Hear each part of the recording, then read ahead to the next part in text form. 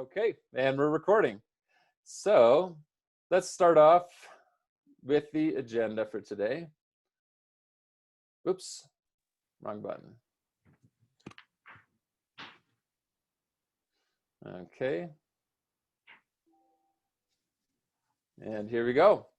So here's our agenda for today.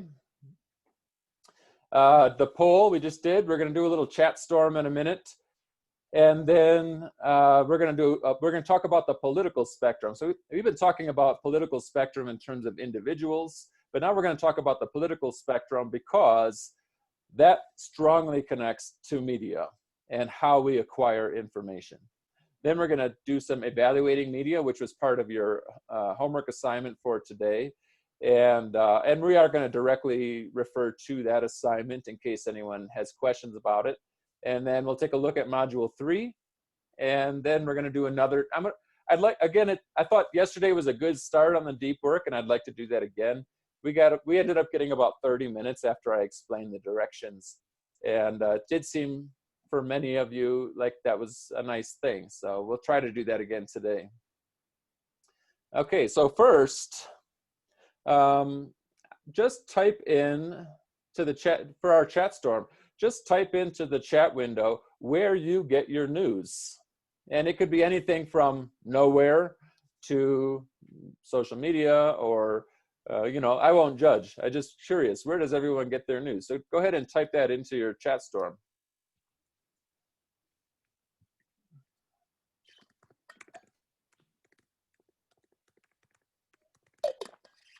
Okay, Chantel got us started. She gets her news from CNN and social media. And Ahmed gets his news from Twitter. Huiru gets her news from YouTube.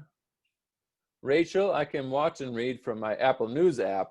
Yeah, so that's an interesting thing because it combines a whole bunch of news sources. Social media and news and the outside world, okay, from Deshoni. And Tenzin said mostly from social media. Moriam says, I am not really interested in the news. And Rachel said she wanted to add CNN. Ume said YouTube. Kamaira said Instagram. Ume also social media. And Muhammad said a bit of everything: Instagram, Apple News, NY1, the New York TV news. And Nicole said through television. Okay, great. So that's good for me to know. I now understand a little bit of your background, and I can kind of compare that to what we've done in the class so far. We've looked at 3 main sites: the New York Times, the Wall Street Journal, and National Public Radio, NPR.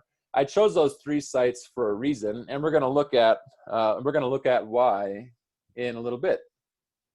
But first, I want to go back to our slideshow. All right. And take a look at, oh, actually, let me back up once. This picture right here, I didn't describe that. So we do have to talk about politics because in order to understand a news media's stance, you have to understand a little bit about the political framework in the US, because all news sites have a particular bias. And they may do, there is a standard of journalism in which you try to prevent yourself from exposing your bias, and some do it better than others. But in order to recognize bias, you have to understand some of the basic principles of the divisions of politics. So just a few, this is really just an overview of that. And so I use this picture to get us started because both major political parties, Democrats and Republicans, actually have mascots. And so you might see them represented as mascots, and it's important that you recognize those mascots are intended to reveal that political party. So does anyone happen to know, we've got this picture here, and on the left is a donkey, and on the right, also known as a jackass, and on the right is an elephant. Does anyone happen to know which one? One is Democratic, one is Republican. Democrat is the elephant. Democrat is the donkey. Really? Yeah. Yeah, it originated because... Oh, wait, the left and the right? I get it. Yep. So it originated because the Republicans, in fact, Republicans are really good at at using nicknames and sort of bullying the Democratic Party. I find them to be very good at that. There was a point in time where they started referring to all Democrats as jackasses. And so they started writing these political cartoons with donkeys in them to represent the jackasses in the Democratic Party. And so that's the one on the left. And then later on, they added a mascot, the elephant, for the Republican Party. I'm not sure why they chose the elephant. I gotta let Tisnaya in. Okay. And so you can see that on the left, it says jobs are great. And on the right, it says less taxing. Those are meant to be some pretty simplified stances from those two parties. So we've got the donkey, we've got the elephant. What else do we have? So we've talked a lot about spectra. And here's another spectrum. This one is in terms of politics. And it goes from left to right. And looking at that top line, on the far left, it says dictatorship. In the middle, it says democracy. And on the far right, it says dictatorship. And I chose this because of that, to show that left and right is not a question of right and wrong. There are certain degrees of left and or right that could be considered to be dangerous. And that's why in this chart, those areas are considered to be red. Let me ask you, what is a dictatorship? Does anybody know what a dictatorship is? Where the citizens don't have any say, whatever the government does, they don't owe an explanation or anything to the citizens. They do whatever they want. Excellent, that's exactly it. And the person in charge of that is considered to be a dictator. And if you say something against that dictator, you could go to jail or you could be killed in some cases. So there are lots of examples. World War II was full of dictators, so it's often used as an example. Hitler was a dictator, Mussolini was a dictator, Stalin was a dictator. They were people who had total power, and the people could dislike them, but it didn't matter because they had total power. They had all the money, they had the military, and nobody could stop them. If there was an election, they just rigged the election to make it seem that they won. Again, by 95% of people voted for them, which we know in a democracy never happens. It's almost always between at least 30 and 70, never 95 in a democracy. So dictatorships have those kinds of characteristics. One person who has all the power, nobody can vote to get them out of power. You're just stuck with that person for the rest of your life, or for the rest of the dictator's life usually.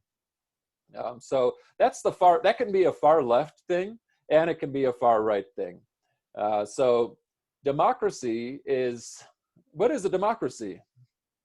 Anybody know what makes a democracy?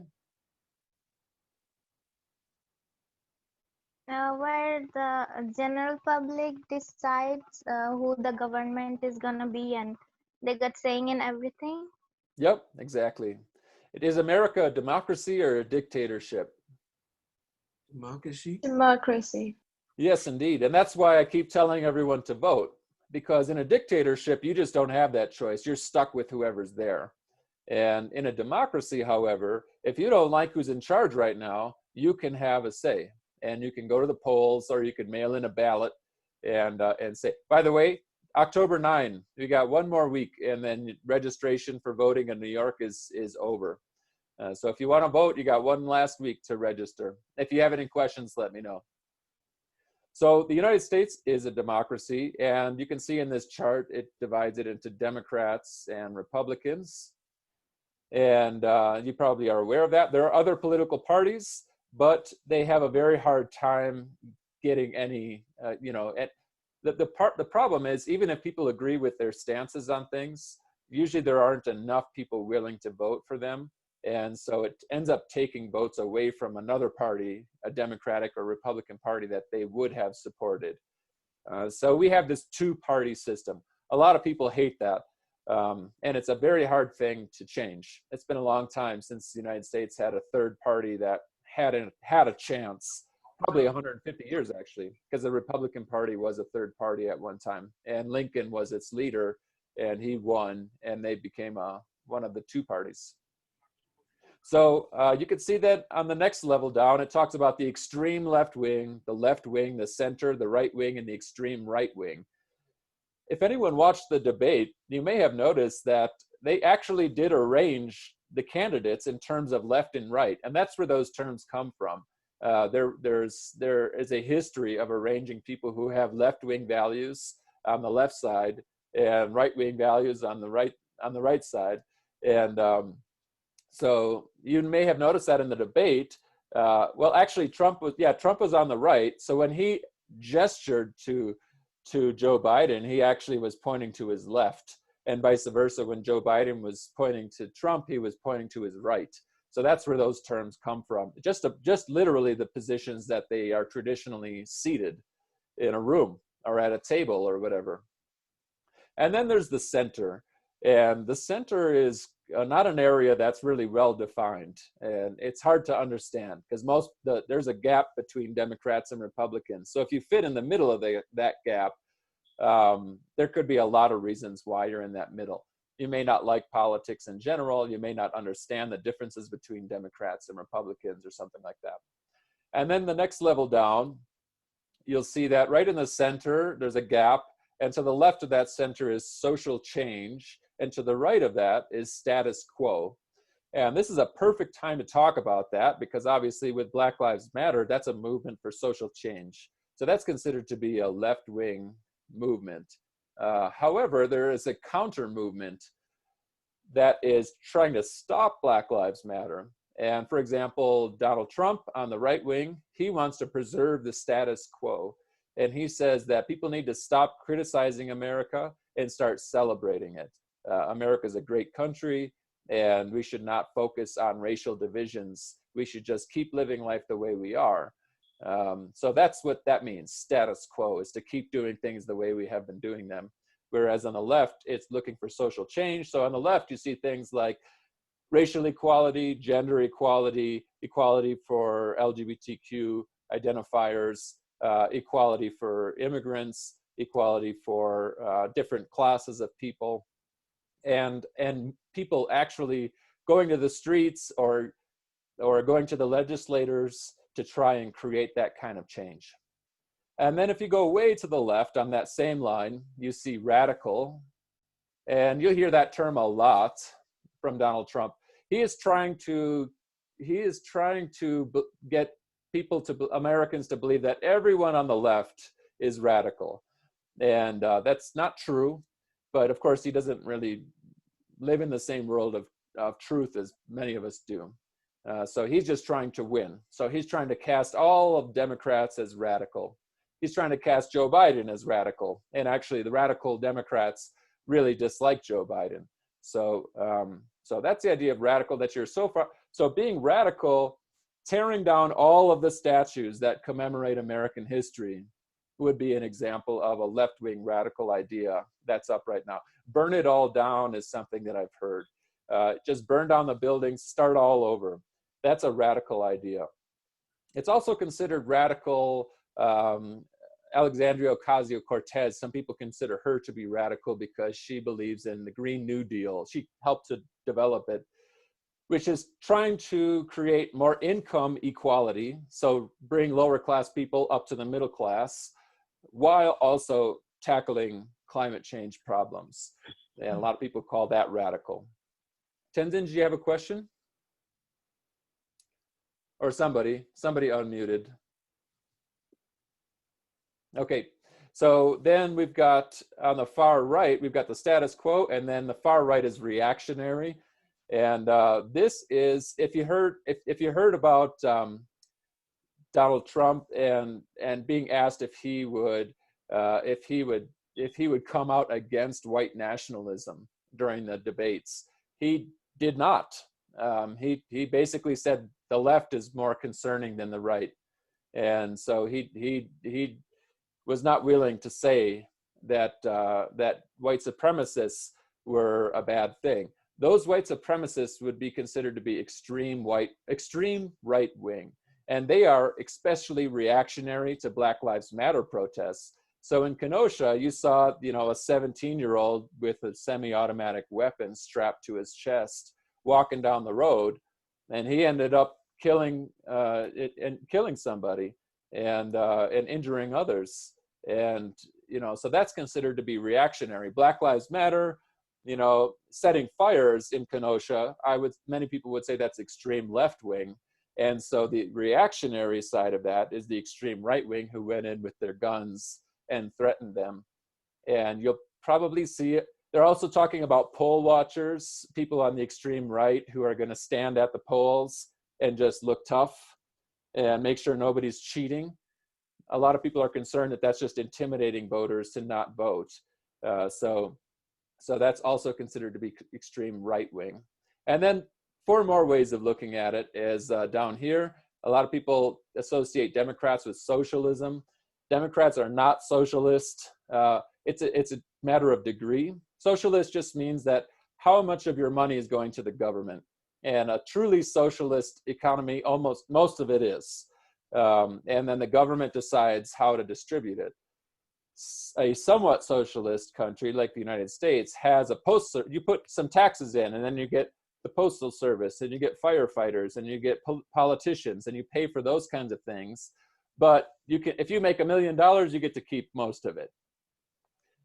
So that's somewhat socialist. It could go even further. Some say we need to socialize medicine, for example, and we should all give a little bit of money from our paychecks, a little more, and then the government will provide health care for everybody. That would be a socialist idea. On the far left is communism, and everybody gives their money, and the government basically determines who gets how much money and what jobs they work. There's different kinds of communism, but the gist of it is that individuals don't have a whole lot of say in what they do and how they use their money and so forth. Then to the right of that line is conservatism. That's again like trying to preserve what we already have. And then on the far right you have fascism, and fascism is total absolute authority by the dictator, and they are going to maintain the status quo and keep everything exactly how it is. And you know, they're in that way they're more of a dictator. So that little chart to help you understand, but I also wanted to share some of the common issues for today. And I'm doing this because you can't really understand the news unless you know what divides Americans in this case. So on the left we have Democrats, and they're also called Dems. That's the pejorative term, or in other words, it's meant to make them feel small, just like the jackass. So that's the Democrats, and Republicans are considered to be the right. They're also called the GOP, which stands for Grand Ole Party, and then the elephant. So you might see them represented as the right, you might see them represented as GOP, you might see them represented as an elephant. And so to compare the two sides, on the top left, Democrats currently have concern. One of their primary, probably the most motivating issue for Democrats right now is this one here, concern for a fascist dictatorship. And of course, that's a dictatorship led by Donald Trump. And I will say that I have never, ever, before Donald Trump's presidency, been open about my politics with my students. But I do consider him to be a dangerous person. He is not a dictator now. But if he had the opportunity, I have to think that he would. If he could extend his, you know, we have a 2-term limit on the presidency, but he has already said, maybe we need to extend it. Maybe I should stay longer. Maybe I should stay 16 years or so, 20 years. So that's like, you know, I'd be 58 by the time he's gone. And that's a hard thing for me to accept. So I have come out against him as a politician because I am concerned about him being a fascist dictator. On the other side, Republicans are concerned about lawlessness. And so they look at what's happening in the streets with setting fire to things and protests and the violence in the streets. And they say that America's falling apart. And if Joe Biden were elected, he would allow America to fall apart. And so we need Donald Trump to enforce law and order. So I see law and order as another example of fascist dictatorship, because usually law and order is targeted against minorities. historically especially. That's why there are so many minorities in prison. It's not, they're targeted. It's like, we got to find the people committing crimes. And where do they go? Black neighborhoods, and try to find people there. So that is a form of racism. Second issue that's very important to Democrats is addressing climate change. And by contrast, Republicans think that climate change policy is an attempt to make America socialist. So in other words, Democrats would take money from taxpayers and give it to companies that will produce wind power, solar power, or electric cars, things like that, and then also put limitations on corporations for how much gas they can put into the atmosphere. Whereas and then that would help to lower the consequences of climate change. Whereas Republicans generally see that as just taking money from the American people so that they can redistribute it to companies however they want and make America more socialist, more controlled by the government. A third issue for Democrats is to address racial equality, or I should have said racial inequality, to seek racial equality. And by contrast, Republicans generally do not see race as a real problem in the United States. And they think that it's more important that everyone works hard.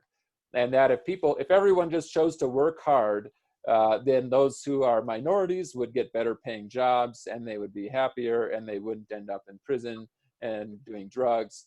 And of course, that is not a realistic depiction of minorities. That is just based on an image that they've conjured based on watching the news, maybe, like TV news. So those who are minorities know that racial inequality exists. Because I live in New York City and work at BMCC, and we have a very, very diverse community, I'm highly aware of racial inequality. But a lot of conservatives just think that it's a made-up problem, that race is not the problem, motivation to succeed is the problem. So I'm trying to remain objective, but I have to say I disagree with that. I think that is a racist point of view.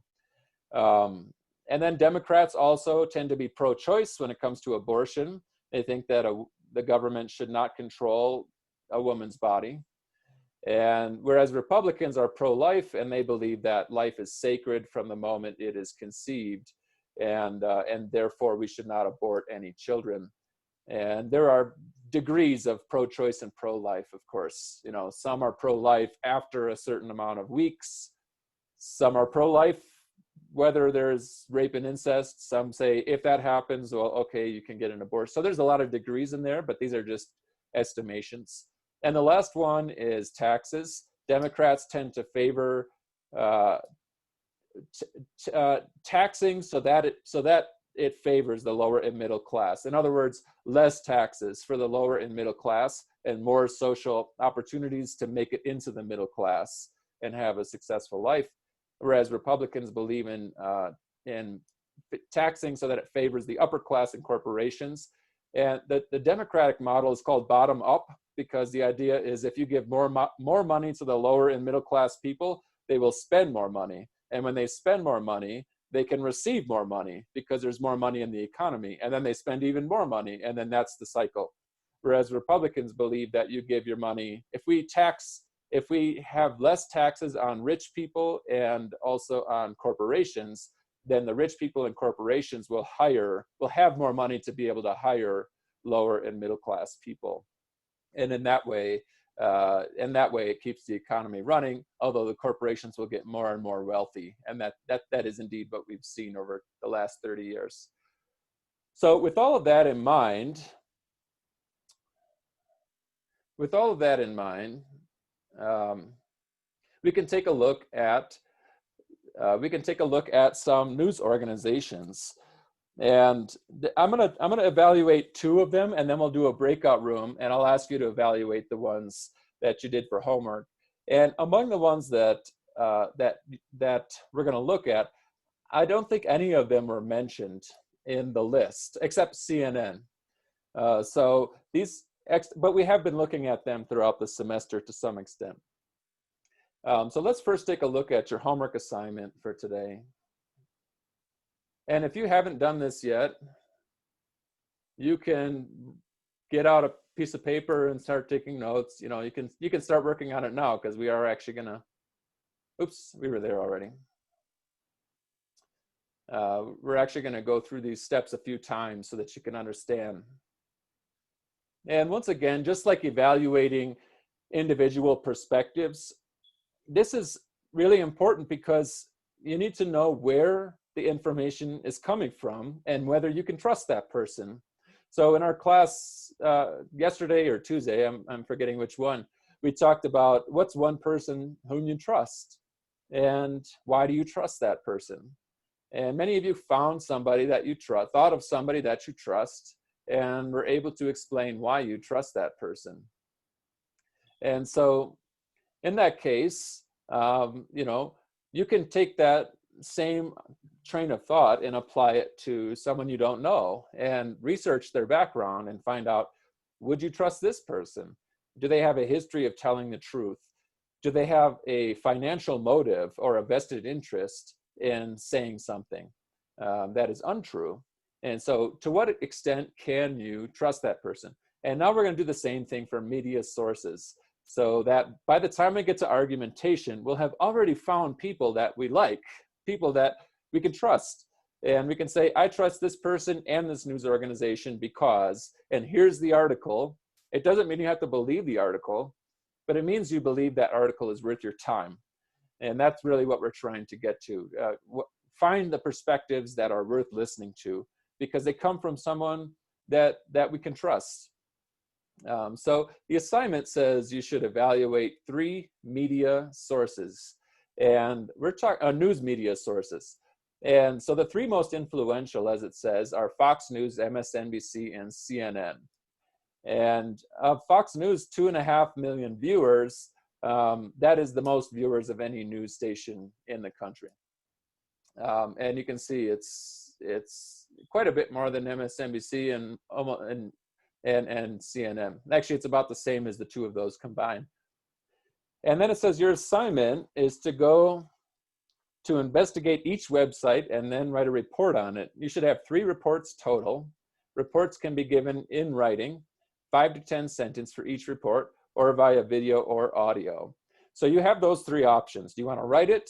Do you want to do video? Or do you want to do audio? Whatever you choose, you should give about the same amount of information, and you should answer the questions that are below. So this is different. You're not going to use the source evaluation guide this time. You're just going to give me some information according to the questions that I ask. Then down here it says, you can view each website by following these links. So there's Fox News, MSNBC, and CNN. You can also just type in those words into Google and they will pop up.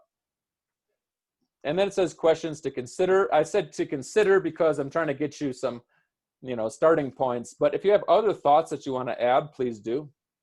One question is, does the news media source reveal a clear political bias? And how can you tell? So now we have to think back to what we just did and recognizing the different stances of the different parties. Second question is, does the news source separate news items from opinion pieces? And you can tell opinion pieces because they're trying to get you to do something or believe something, whereas a news article should just tell you what happened. And the third question is, does the news source use selection bias, which is choosing news articles that are biased towards a political view? And this is where, if 5 things happen that are very important, and if I wanted to influence people according to my political beliefs, I would choose the one of those 5 things that most closely aligns to my political beliefs. That's a problem because that's not honest. If I wanted to be honest, I would choose the most important of those 5, regardless of which side of politics those issues represent. So there are some news sources that will take the 5 most important issues and they'll only select the one that supports their political stance. And those ones cannot be trusted. And then there are other sources that you'll see because they sometimes will publish things that go against their political views. And when you start seeing that in a news source, you can realize that they care about the truth. And they're not just willing to petition for their own party. And then this one says, does the news source use shock value more than necessary? sometimes shock value is necessary in the news. If there's an earthquake, it's shocking, and the pictures are shocking. You know, the explosion in Beirut, that was shocking to look at those pictures, but that's what happened. And it was a really serious thing. It was a huge bomb that blew up in a city because of political negligence by the city's leaders. And so the shock value is part of the story that is a big story. But then you get other ones that you scroll down and all of a sudden you can see a crocodile eating a lion. And that's a YouTube video. That's not something that goes in the news usually, you know, or they'll have just really graphic descriptions of things that are not really important news. It's just something that happened and it makes you go, oh, I can't believe that happened. But that doesn't necessarily mean it was worthy of being on the front page of the news. So sometimes they use shock value because there's money in shock. They have a vested interest in shocking you because people click on shocking things. They watch the video, they look at the pictures, and there's money every time you click. They get money, money, money, money, money. So if there's too much shock value stuff, then you can tell they have a vested interest in presenting that shock value information, and it might not be trustworthy. Again, we want the truth.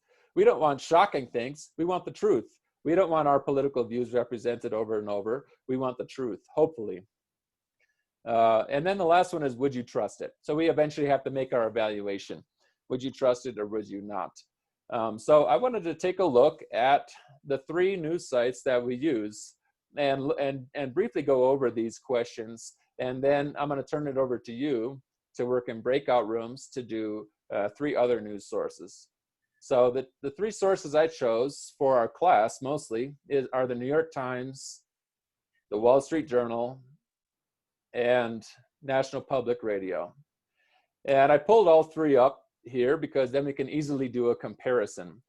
And you know, I know Zashani said you would like to read the news more often, but you don't know what to read. One other person said that, I'm not sure who, but this is the process that I undergo really regularly. If I find a news source, I compare it to other news sources and see if it's something I can trust. So these are the 3 that I go to the most.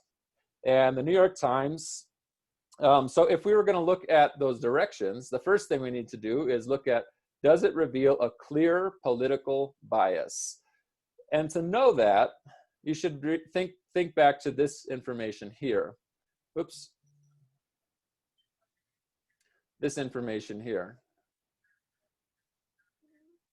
So if we're going to look for political bias, you have to remember some of this stuff. For the left, you should see concern about Trump. And they say it over and over and over and over and over again. He's terrible, he's awful, he's going to be a problem. We have real, and then it takes a long time before you find anything else. It's all about Trump and how awful he is. That might reveal some political bias. On the right, you might see there's fires in Portland. There's fires in, you know, the Black Lives Matter movement is burning down our cities and tearing down our monuments. And you might see that over and over and over again. It doesn't mean you can't mention it. If you mention it, it might just be one of those top items in the news. But doing it again and again and again and again and never relenting on it is trying to get your readers to see nothing but that. And that's what's problematic, because then your readers think that the only thing that matters are the riots, or the only thing that matters is Trump, when there are lots of other things that matter. So you also may find something about climate change, if too much stuff about climate change, if it's from the left, or too much stuff about how climate change is fake and leading to socialism. You might see stuff about racial equality on the left, or you might see stuff about how the movement for race equality is harming us. You might see stuff about abortion, pro-choice on the left, pro-life on the right, or you might see stuff about the economy, and lowering taxes for everyone is the Republican slogan, but it usually is geared toward the upper and middle classes, whereas the left, you'll see more things having to do with economic opportunities for the lower classes and so forth. So we need to keep those things in mind. And so I'm going to take a look at the New York Times. The first article you see was carefully selected. There is no doubt about that.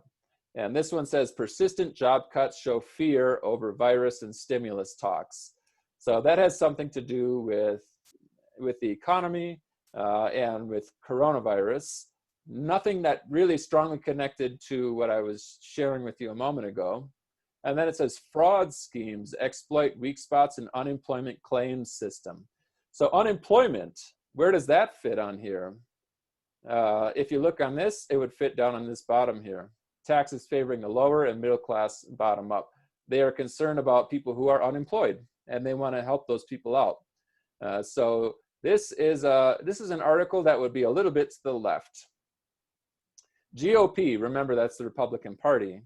GOP mobilizes poll watchers amid baseless claims of fraud. And that was the idea I was just telling you about before, that they're going to have people stand at the polls, the Republican Party and Trump, they call it an army of Trump supporters. So now when I read an army of Trump supporters, I'm like, okay, so you're concerned about Trump and you're concerned about the Republican Party initiating these poll watchers. So when I go back to this, that's number one up here, concern for fascist dictatorship. Okay, so this one seems a little to the left. This one seems a little more to the left. This one says, Republicans distance themselves after Trump fails to condemn white supremacy. So this one is telling a story of how people on the right are actually moving away from Trump because he did not condemn white supremacy. So if I go back here, that has to do with addressing racial equality. And for this idea that race is not a real problem, some Republicans thought Trump went too far. And that's the article. And so that to me is also a little to the left. President Trump aimed a xenophobic, which means disliking other cultures. So like other nationalities or possibly even religions.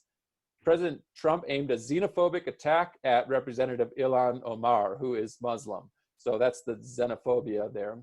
Follow updates on election here. So this goes back to racial inequality. It's not black and white, but she is Muslim, and they call it xenophobic, but it is about her background, her skin color, and also about her religious background. So again, to the left. So we're starting to get a picture of the New York Times. Is it extreme left? I don't think it's extreme left. It's not telling everybody to go burn down buildings and burn down the economy and start over and make a socialist state. It's highly aware of President Trump and concerned about him. And it's also concerned about racial equality and about the economy for people who are struggling. If we compare that to the Wall Street Journal, it starts with decline in household income poses hurdle for U.S. recovery. And so that is an economic thing, but it's not. It doesn't seem to be direct. To me, it doesn't seem to be directed at the left or the right. It seems to be somewhat centrist. And I will say that's a trademark of the Wall Street Journal. They generally open, their top issue is usually about the economy and usually just about money and the business state of the United States. This one says the US economy was laden with debt before COVID. That's bad news for a recovery. So that one again, I think is just an objective view of the American financial state.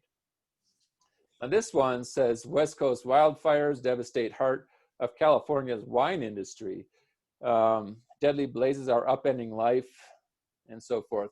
That also doesn't seem to have a real strong political stance. So, and this is one of the things I like about the Wall Street Journal is a lot of their issues are pretty centrist that they choose to write about. However, one section we can look at that can help us to distinguish these two is the opinion section. And the opinion section for the New York Times is labeled right here. And now you can really get to know a paper because they're not reporting anymore. They're analyzing and they're trying to persuade you. And a lot of the articles you're reading for your personalized learning project came from the opinion section. And that's what makes them argumentative. So this one, the editorial board of the New York Times says a debate that cannot be ignored Americans need to face the man who is their president. And that article is about Trump and that he is a dangerous potential dictator. So that is a far left article coming from the editorial board, or at least a left-wing article coming from the editorial board. And that pretty much, seals our view of the New York Times. It's a left-wing newspaper.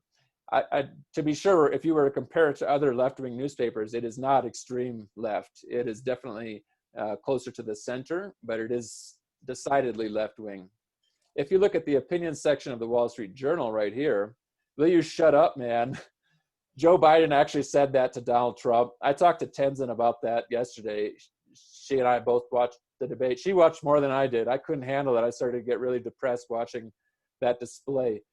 But if for anybody else who watched it, basically Trump interrupted both the moderator and Joe Biden the whole time. And it was one of the least productive things I've ever seen. It was really hard to watch. And at one point, Joe Biden said to him, "Will you shut up, man?" to the president. And this article is criticizing him for that.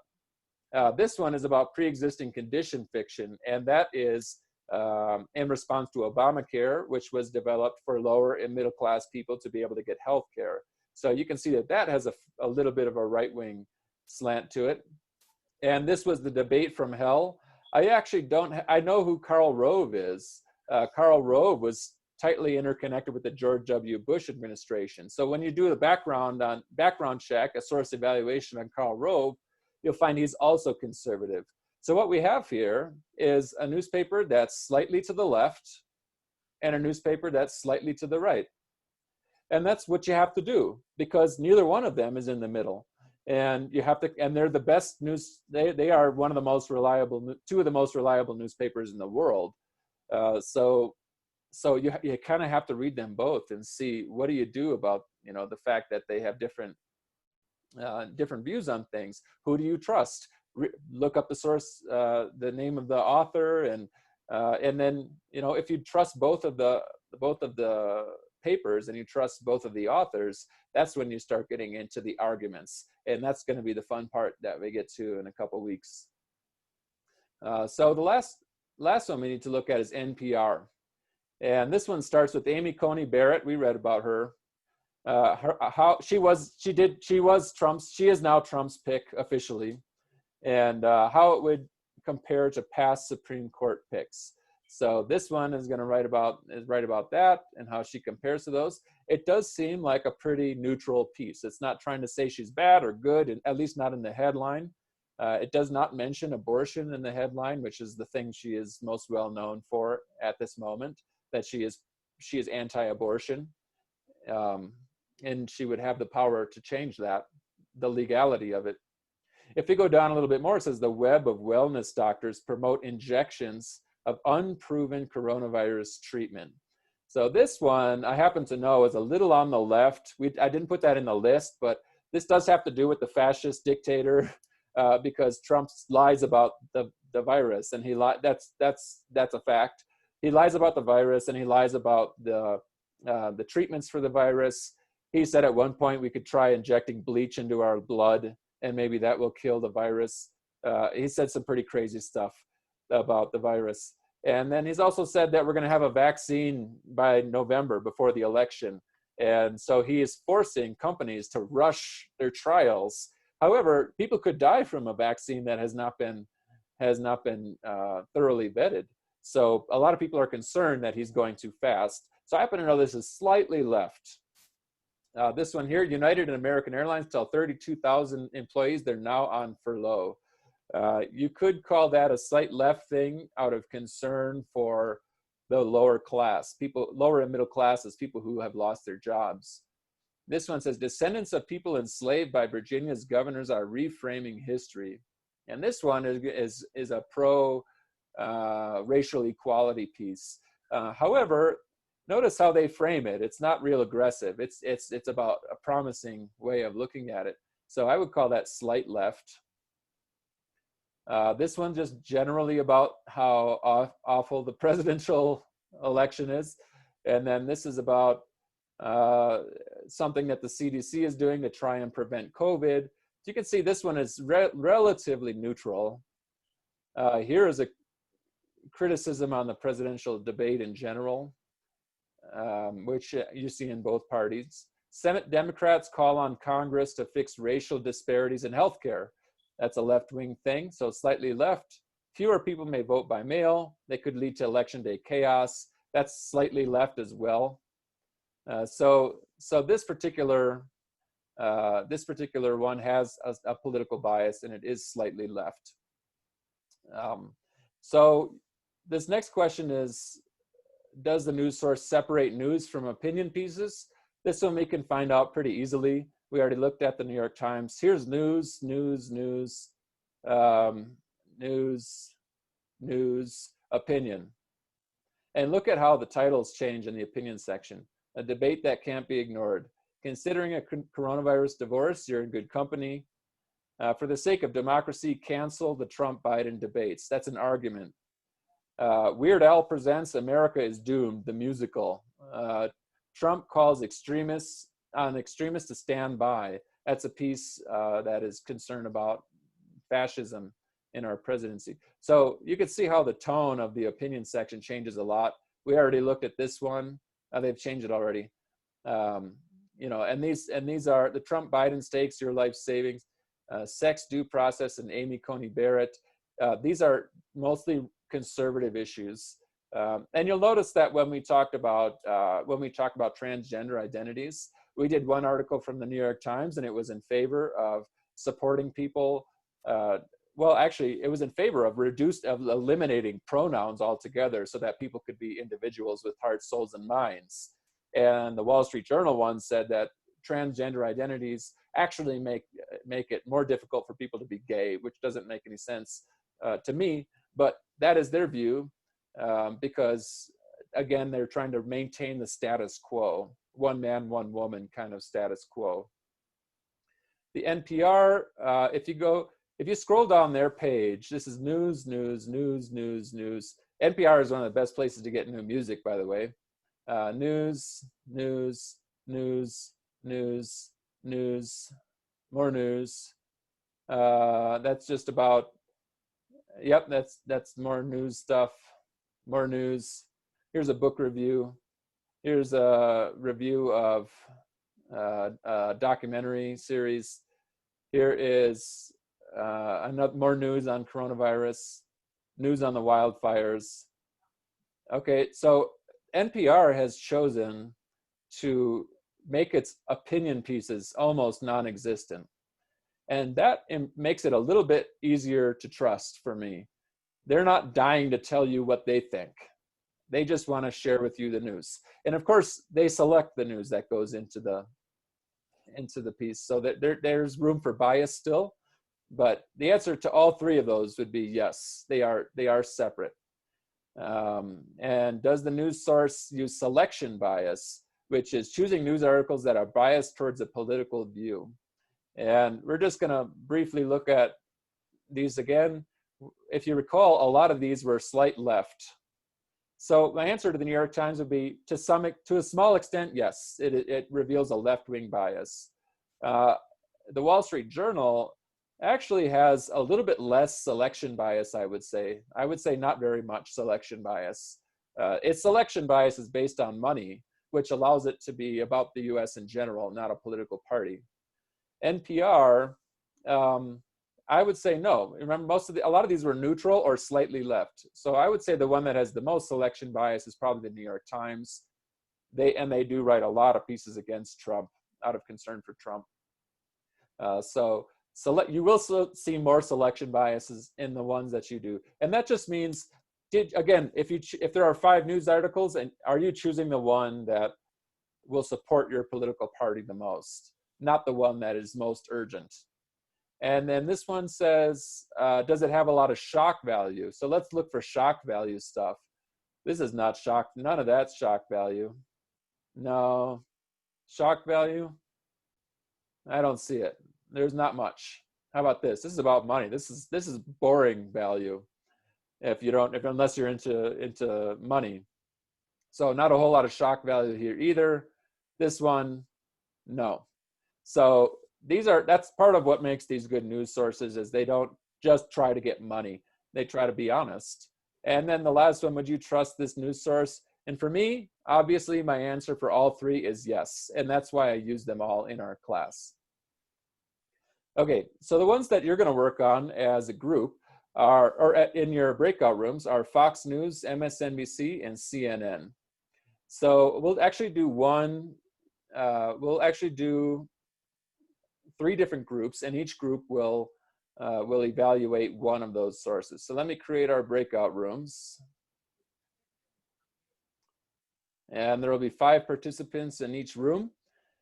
And before I create them, so your goal is just going to, don't join it right away, because I have to tell you which news source to evaluate.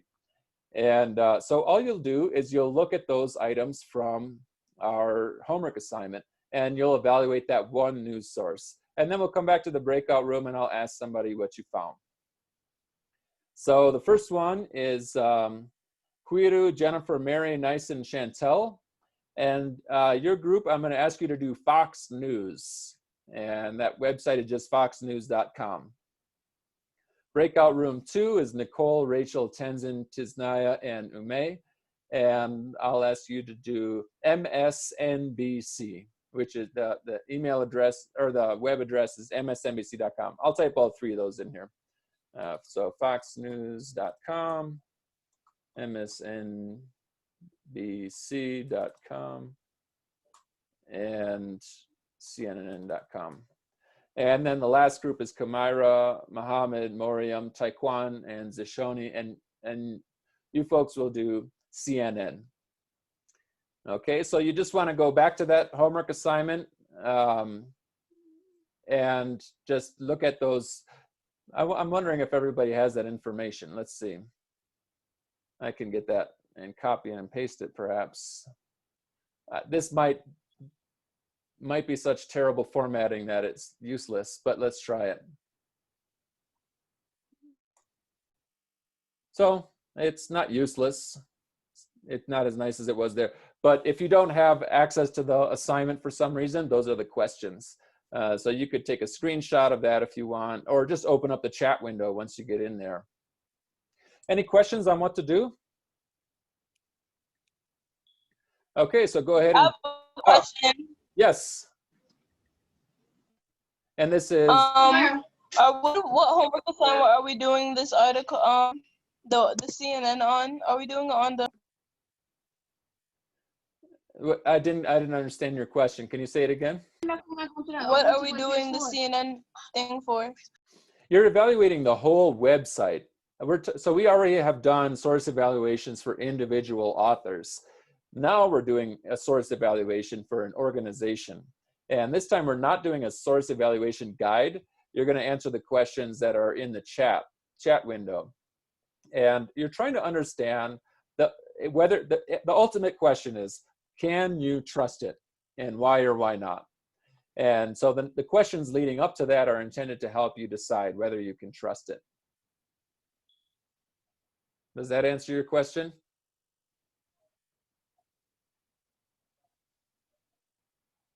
Okay, any other questions? Okay, so go ahead and join your breakout room. And I'll pop in from time to time. And if you have any questions, if you get confused or something, you can let me know. Otherwise, just try and answer those questions that are in the chat room about your whichever news site your group is working on.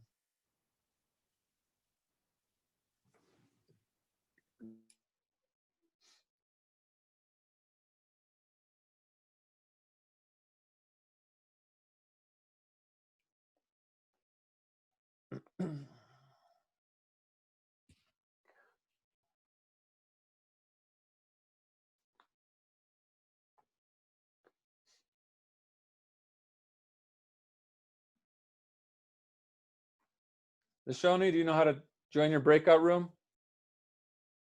There we go. Tisnaya, are you there?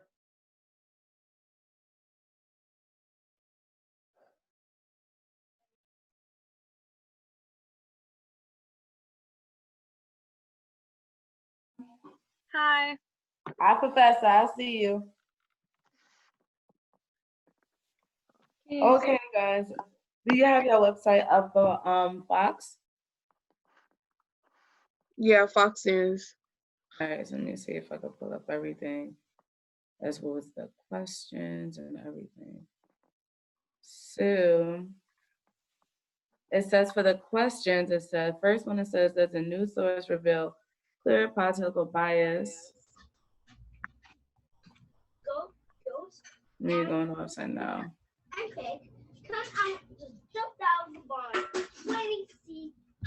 Knowing from history of Fox News, they're always on the Republican side. Say that again. Knowing from last history, like they're always on the Republican side. So they bias. Yeah. Okay, so you type it in right here that they bias. Where is it? I have so much things up on my damn screen. Yes, it's bias. And how could you tell? Well, I knowing from past history, but I'm gonna look for something that I can show you. What? All right. Because I'm literally just typing it as I go. As soon as you tell me, I'm literally typing it up. Because I feel like they kind of biased because they have connections. But like you said, you needed the proof. Yeah.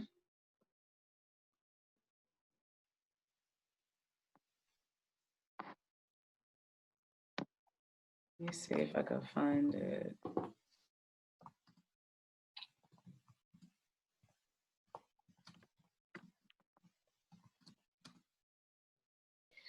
News media only.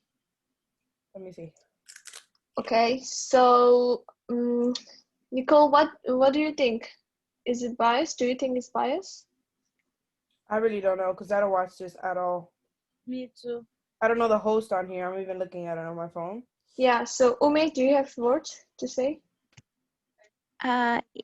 Yes, it's. I think it's bias. Now, Yeah. listen. Here's what I have got. In November 2007, a Okay. New York Times article stated that Hmm. MSNBC's prime time and lineup was tilting more to the left, and since then, commentators have argued that MSNBC has bias toward left-leaning politics and Democratic Party. Okay. And the news platform pushes the audience to believe the opinion they provided rather than what's the fact behind the story or the issues. Okay. So you checked from the Wikipedia? Yes. Okay. Let me check. Let's see. Okay. Now here's the first question. What was the second one? The second one is, does the news source separate news item from opinion piece? Oh, I answered that too. Because they're trying to get. So is there opinion? The There is? platform, the news platform pushes the audience to believe the opinions they provided rather than what's the fact behind the story or the issue. Sorry, I didn't get it. Can you repeat? I got this from the Wikipedia. The news platform pushes the audience to believe that that opinions they provided rather than what's the fact behind the story or the issue. Okay, so the opinion piece. Yeah. Those news source. There we go. Me on the third one, sir. It says, does the news source use selection bias, which is choosing news articles that are biased towards a political view? I don't think so. I am not seeing bias political view here. So I bet. Next question. But anyways, I'm gonna search up selection bias because it doesn't like give us the meaning. It just said which is choosing. What is it called when? What is it called when your political thinking? I know it starts with a C, but I forgot the name. When you political thinking, Yeah. When you C is C or I is it think C a or communist. No, not a communist. No. Oh. fourth question, does the news source use shock value more than necessary? Shock value is content that is um or news having to do with crime, bizarre happening, or shocking pictures or video. I don't think so, right? yeah. It does? Let me see. Why would you trust this new research? Would Would I I? trust it? Yeah. Yeah, like Yeah, not 100%. Bias towards a political view. Does the news source use selection bias? Choosing the news bias.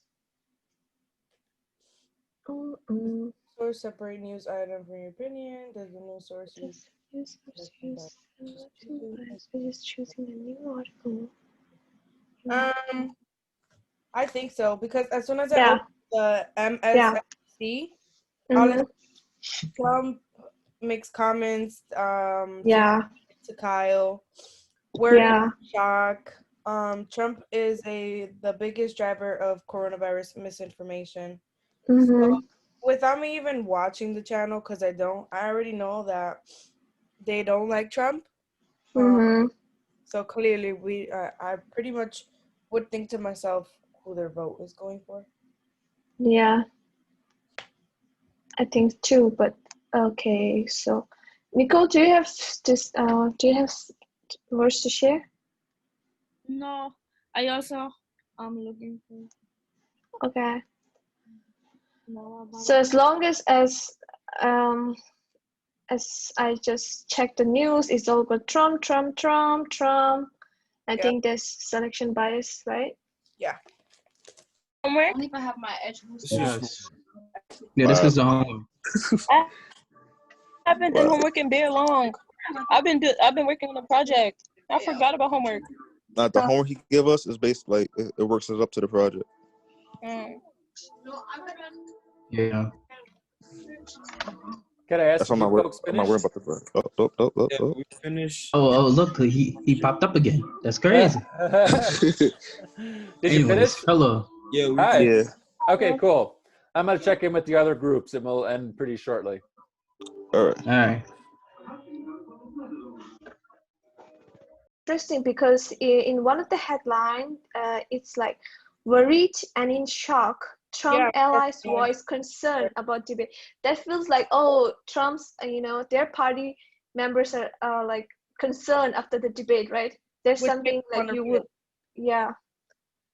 And I don't find more than this.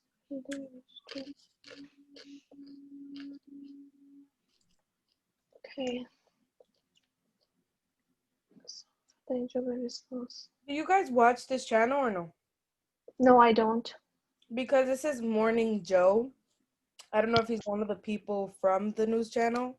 And the first one that pops up is that Jen McChrystal endorses Joe Biden for president in Morning Joe interview. Yeah. I saw this. And then Trump denies any knowledge of extremist group. Yeah, true. I'm about to use it. Does the news source separate news items from its opinion pieces? And from what I'm seeing here, Mary was saying that it basically is just showing this, which is basically going over the debate and stuff like that. Yeah. So the answer is they show up. So what do you want me to actually type in it for the answer? Sorry, hold on. No problem.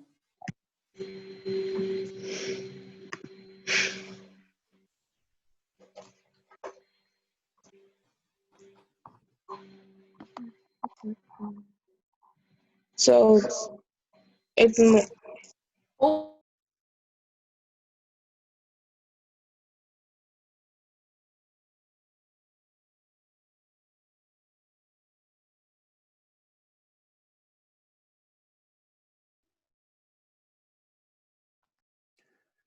Hey, folks.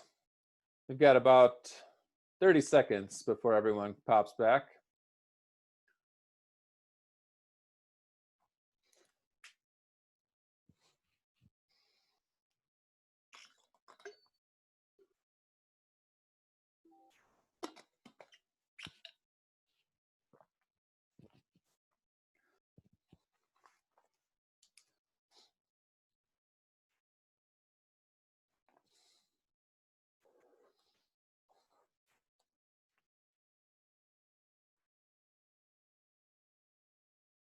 Okay. Okay, everybody's back. And some groups were not quite finished, but I think everybody got far enough that Wait, you had a can I say good discussion. something? Yeah. Chantel, you open your screen? Back at this, huh? Again, this is why my screen stay closed. All the time. So Rachel, what you eating over there? Yeah. Okay. So a few things I overheard popping into your rooms that I just wanted to mention. One was Ume was talking about using Wikipedia, and that's not a bad idea either. You should both use your own perception of the news source and Wikipedia, but Wikipedia will tell you right off the bat in the first paragraph usually, this is a renowned conservative website, or this is a renowned liberal website, or something like that. So you can get a sense going into it what they think. They also will have things like scandals, like Fox News has had a number of scandals, especially regarding men abusing women or taking advantage of women. And in fact, they're very high profile people from Fox News have left the company because of that.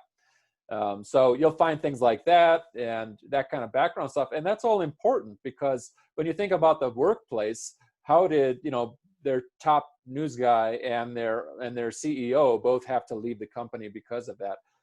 So Wikipedia is a good place to look for more information. And then I also heard people referring to watching. And I just wanted to make the distinction once again that there's a huge difference between watching the news and reading the news.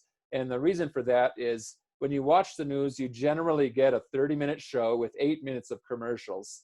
So you get the news in 22 minutes. And in 22 minutes, a story that has a lot of impact on us might be given maybe 3 minutes of time, maybe 4 minutes of time. Whereas in a newspaper, you can read one article in maybe 4 minutes, but they probably will have 6 or 7 others connected to a big issue like that. So, so reading it, you get a lot more depth. And there are some serious problems with TV news, shortening stories so that they can cram them into their half-an-hour news slot. So just wanted to make that. If you want entertainment, you should watch the news on TV. If you want to be a citizen and be well informed, you should find a news source that you trust and read it at least every once in a while to know what's going on. Just to make that distinction. They are very different. They're both called the news, but one's really mostly entertainment. The other actually will tell you what's going on from a variety of viewpoints. Okay, let's go with our group on Fox News. What did you find out about Fox News? I guess I'll speak. For that stuff, let me see. We wasn't able to answer that much questions because we only had a couple of things left. So for the first question, was saying, does the news reveal, is it clearly biased? We said yes, because we say it's more on the Republican side and it's more with Trump, because I believe they have a connection. For the second question, it says, how could you tell? Basically, I just answered it the same thing. It says, from the Wikipedia, it says Newsbox, blah, blah, blah. It says it's biased based in favor of political, where it says, and it says Republican Party. But there was not that much we could find on the rest. We was trying to look up the rest, but we had to go back. Okay. It was a little, in the news, Fox News sometimes is transparently right-wing, but today it was a little harder to recognize, I found. Yeah. But you'll notice, even looking at pictures, if you go back and look at that site, you might recognize that Donald Trump looks he looks regal, like he's a strong, proud man. And then you show a picture of Joe Biden and he's doing this. He's being accusational and angry. And there's a picture of Nancy Pelosi, another Democrat, and she looks confused. And, so they actually will choose pictures that reinforce their political beliefs. So you're right about that. They are considered to be the premier right-wing news site in terms of the number of people who view it. Do you think, Chantel, or anybody else in that group, we also identified the Wall Street Journal as right-wing. Which one do you think is further to the right? I feel like it's more Fox though, because it's how they come off. Like they have connections. Even the president of Fox itself is a Republican, so that should tell you in itself. Okay, yeah, and I would agree. It is definitely more right-wing than the Wall Street Journal. Did you decide whether you could trust it? Those are the things that we stopped at. We wasn't able to answer all those questions because then we had to come back. Okay. Yeah, so that's the last one. Would you trust Fox News for its information? And Rachel, do you have a view on that? Clearly, you can see in her face. I wouldn't, because I'm not a Trump supporter. They clearly are. I see. I would trust them because they're obviously biased. CNN, obviously, as you can tell, is what is it? Left wing? You're in the CNN or MSNBC group, right? In my opinion. I see. Okay, which group are you in? MSNBC. MB, I don't know. See. MSNBC. Yeah, I don't watch that channel at all. Like, I don't know what channel that is. But when I went to their website, it was everything Trump, but like in a bad way. In a bad way. So I think they would like more Biden. I don't know. Yeah. So are they politically biased, do you think? Yeah. In which direction, left or right? Why can't we just say Democrat and Republican? Oh, you can do that. Democrat or Republican. With the whole picture thing, I was like, no, that's not Democrat. And then I said Democrat.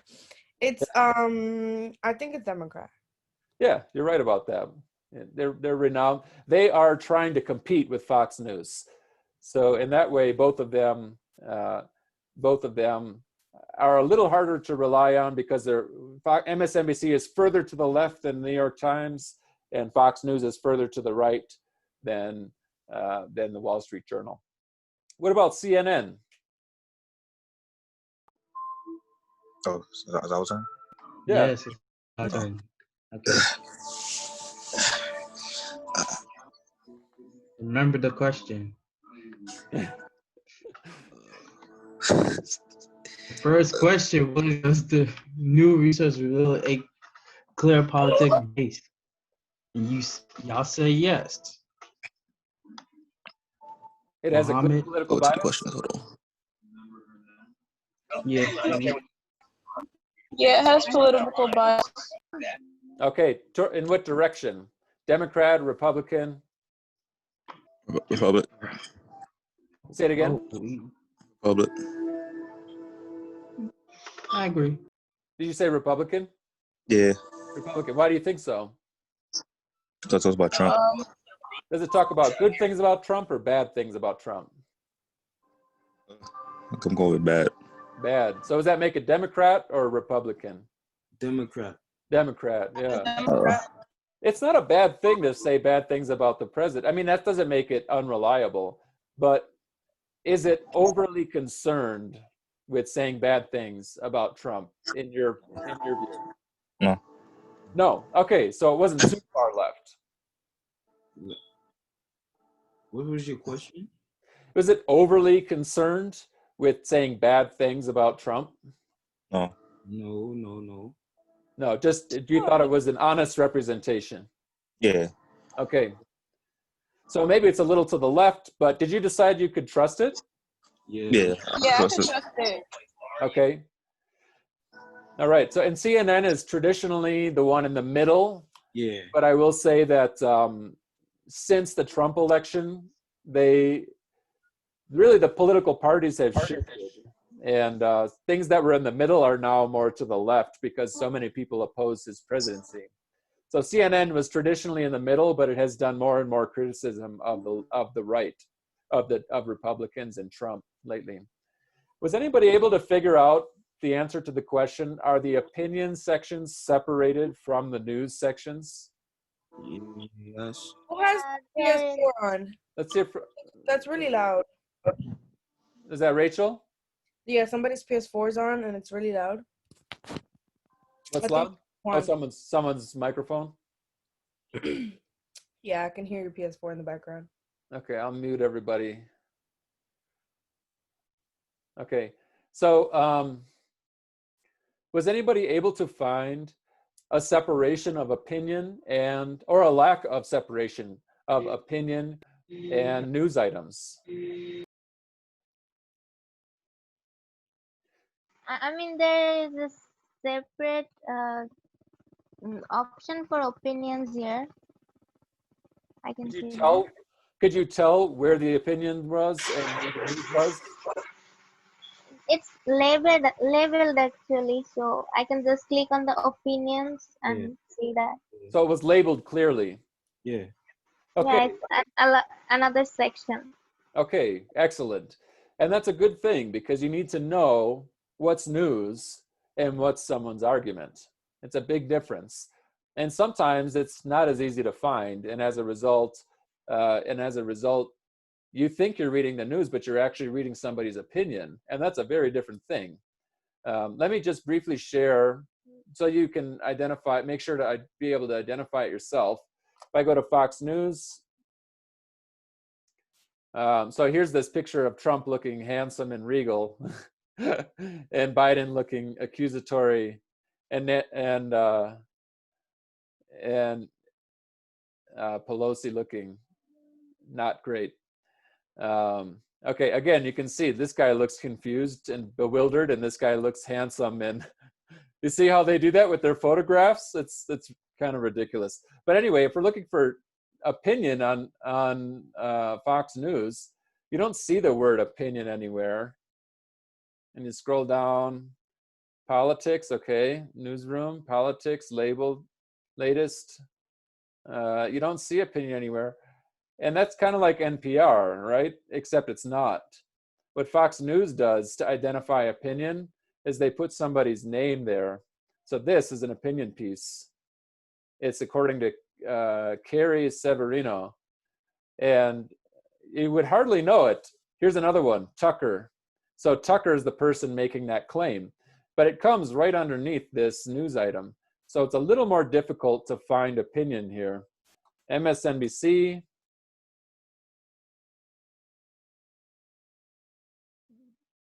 Do they have opinion sections? Here, they do a similar thing. So you can see that compared to the New York Times and the Wall Street Journal, they're a little trickier. They bury their opinion into the news items. And unless you know that when they put someone's name before an article title, that means an opinion, then you might not be able to distinguish between opinion and what is actually news. And CNN.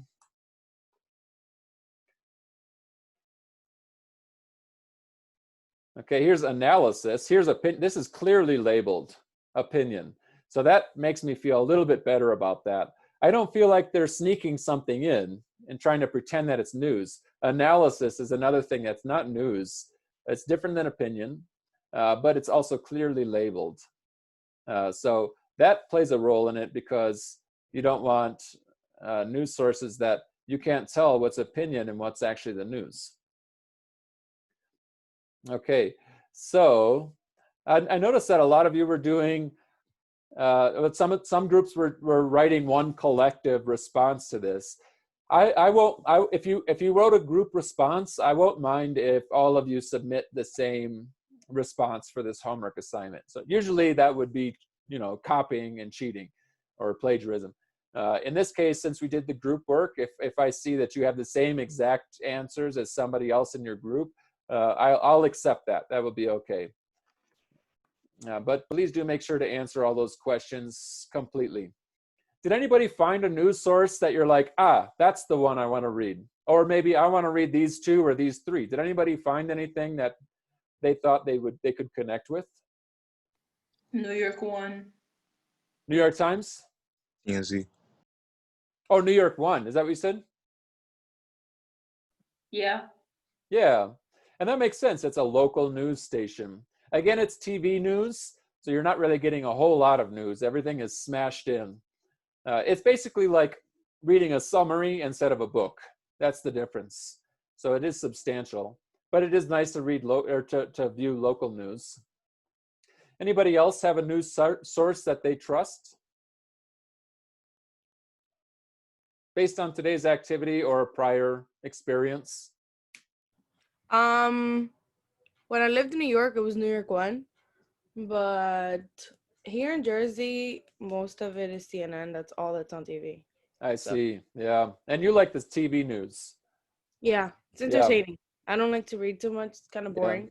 Yeah. So I'd rather just sit there and just hear what they're saying because sometimes it's funny, biased, whatever. It is biased. It is entertaining. It is funny. It is shocking. That's TV news. It doesn't really tell you much, but I can see why people like it. It's made so that, you know, you can put it on in the background and cook dinner and it keeps you company. You know, but I know I can't force you to read a newspaper, but I do encourage everyone to find something they can read. And I read every morning. I look through the New York Times, the Wall Street Journal, and NPR. And, you know, I spend maybe 15, 20 minutes on each one. So that's like an hour of my day. And I do that because I got to know what's going on. Like, is Trump really a dictator? Is this really a fascist regime? I need to know that, because if it is, I need to make preparations. I also need to know what's going on with coronavirus. I also need to know what's going on with protests and riots. I mean, there's so much happening right now. I feel like if I lose track of it, I won't be able to do my part as a citizen. So I do encourage you to find something. And if you ever want my help in finding something that works for you, or understanding a newspaper structure or something like that, I'm happy to help. So I hope, oh yes. So Who's that? Professor, there is a site, PBS, Public Broadcasting Studio. I don't know, it is, I like to trust them. I think information coming from that site, it's trustable to me. PBS.com, right? Yeah, I usually take information from there. That reminded me of a British one that's very good, BBC. There's 2 more. Oops, I just sent these to Zashoni. So PBS and BBC. Let's just very briefly look at those. PBS is public broadcasting. Not known for news, but let's see what they have up there. All right. You may have watched, no, it's 13. Don't want to do that. There we go. So you can see right away, it's very different than watching the news, looking at the news. It's going to be about information. Information. Yeah, I trust them. Yeah. But there is a section here, news and public affairs. And when you click on that,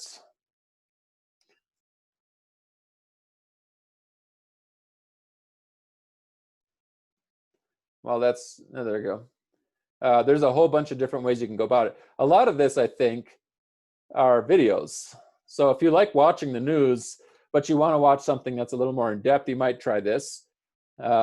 I'm not familiar with any of this. Is there anything in particular that you do on PBS, Moriam? I watch many of the YouTube channels from PBS. It's okay. Mostly the science-based channels like SciShow and Crash Course. There is also Great. It's Okay to Be Smart. Like information coming from those channels, I feel like I can trust them. Great. I agree. I think PBS is a good source. They are going to give you a different kind of news, but they are a good source. This is BBC. It's the British Broadcasting Corporation. So this is British news, but it's useful because you can see the night American democracy hit rock bottom. That's what they call the debate. So it's kind of interesting to see a perspective from England looking at the United States. Our government is a top story in their country. But also coronavirus is big. And then here, more stuff about the United States. So they have more of a worldly look on the news rather than a regional look on the news. So that's another one to check out if you're interested. Okay, so I want to show you our homework for next week and where we are with everything.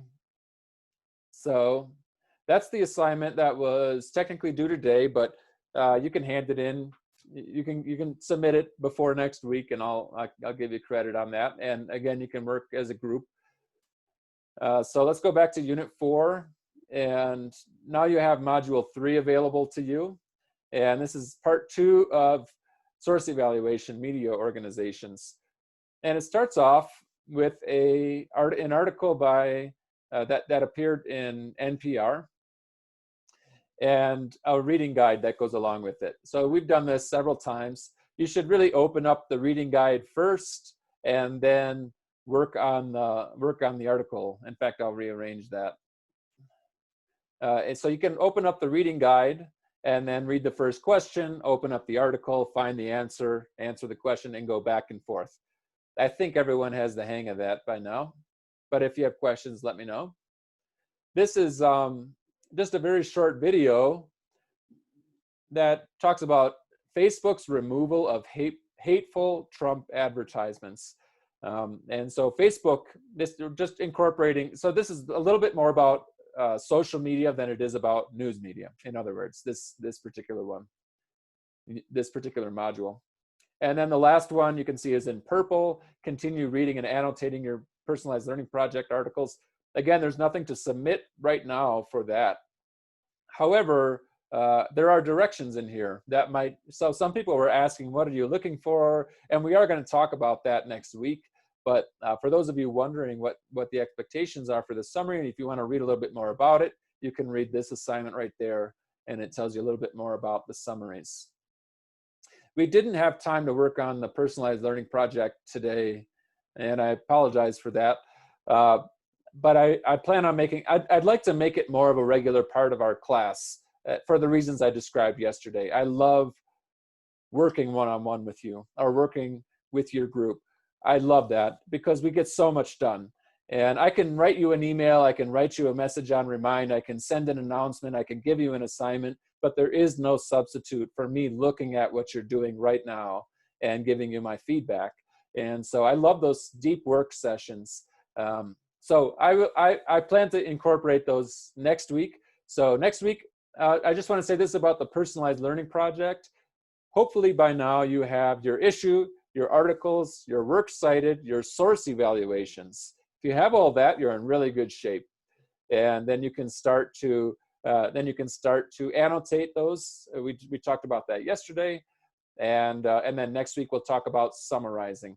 And that's mostly what you're going to do for the annotated. So we're almost at the point where you've learned everything you need to learn for the personalized learning project, annotated bibliography.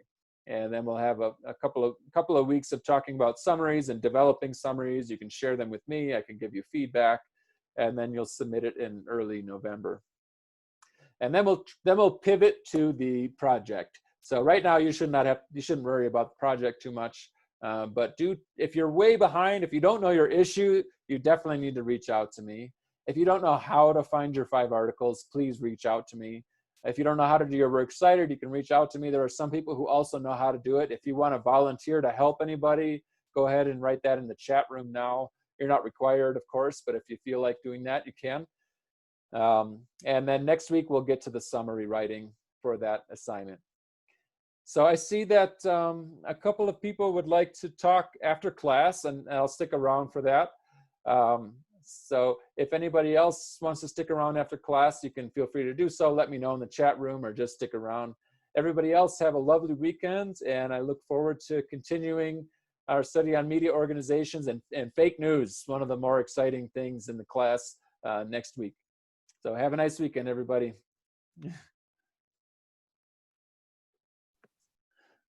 Quick question, Professor. Yes, this is Taekwon. Yeah. All right. So well, I was finished off thing using unit 3, I think it was, with the source evaluation thing, with the chart thing. I forgot what you call it. Yep. But for vested interest, that has something to do with banks and stuff like that, right? For best, it has not just banks. It has to do with where is the money coming from, and is it motivating? Is the money motivating your view? All right. All right. So I gave That's the good. example of if somebody asked me to tell them what's better, BMCC or LaGuardia, Yeah. I'm not a good person to ask because I have a vested interest in saying BMCC. All right. I finished. I just say this. I want to make sure. Okay, cool. Yeah. One more thing. Just want to remind you, Monday, I have my test with the military. Right. So So if you, I'm not eager. okay. Yeah. I will try to record it and post it, and hopefully you'll be able to do that. If that doesn't work out for some reason, we can talk about what you missed. All right. I'll give you information about it when the day come closer. Okay, sounds good. Thank you. All right. Thank you. All right, so I see Nison's here, Tenzin, Nicole, Mohammed, and Rachel. And I know that Rachel and, oh, Zashoni, there you are. Rachel and Zashoni are sticking around. Mohammed, did you have a question? You can just say yes or no. I'm just finding out how many. You do. Okay, Nicole, do you have a question? Yes. Okay, and Tenzin? Yes, can I ask a quick question? Yes. About the question about the source evaluation on the news media. On the second question, does the news source separate news item? I didn't get the question completely. Can you explain to me? What does it say? Does the news source separate news items from opinion pieces? Yeah, so the easiest way to look at that is to look at the way the New York Times does it and the way the Wall Street Journal does it. So there's varying degrees of separating opinion versus news content. If I'm writing news content and I'm a journalist, I'm going to look at the world and tell you exactly what I see. If I'm writing an opinion piece, I'm going to look at the world, think about it, decide what we should do or believe about it, and tell you that. So it's a really big difference. And so you should be able to easily tell what's news and what's opinion. On the New York Times, all the opinion comes in a section called the opinion section. In the Wall Street Journal, all of the opinion comes in a section called the opinion section. But what we saw on Fox News and MSNBC, it wasn't quite so clear. So that's what you're looking at. How clear is it that this is opinion versus news? And notice that the word opinion appears in CNN, Fox News, and Wall Street Journal. But when you look at, I'm sorry, New York Times, Wall Street Journal, and NPR, or not NPR, CNN. But with Fox News and MSNBC, they just put a person's last name and then a colon. And that's supposed to tell you this is an opinion piece. So it's a little less trustworthy when they don't have a clear section called an opinion piece. So that's what that's all about. So in the MSNBC, there's a separate opinion piece. So does it mean that I should agree with the question number 2? If it's separated, you can say it's separated. But if it's not clear, like a whole new section, you should write that as well. The opinion is separate, but it's also a little more difficult to recognize than other sources. Okay, can you please tell me again about the example you said, like when you look around, can you please tell me that again, the example? I'm just confused. A journalist's job, like, okay, when I have to tell you, it is really, really smoky here. There's a forest fire close by. So when I look out my window, it's very smoky. There's mountains in the distance where I'm staying right now, and I can't see them. That's how smoky it is here. That's just telling you what I see out there. I could say I'm looking outside, and for the last month and a half, I've been seeing smoke because climate change is worsening. That's an opinion piece where I not only look at that, but I also tell you why it is that way, or make some sort of argument about it. Okay. Can you please differentiate between the first and the third question? Between the first and the what? Third question, because it Third. looks very similar, like bias thing. Okay. I'm confused. Oh, selection bias. So bias, obvious, clear political bias could come in selection bias, but it can also come in their opinion section. It can also come in the way they word certain articles. The part about selection bias is only about which articles did you choose. So they are very Okay. similar, but there's only one thing you're looking at with selection bias. Which articles did you select? But you're looking at many things when you look for political bias, such as the opinion Okay. section. Okay, thank you. You're welcome.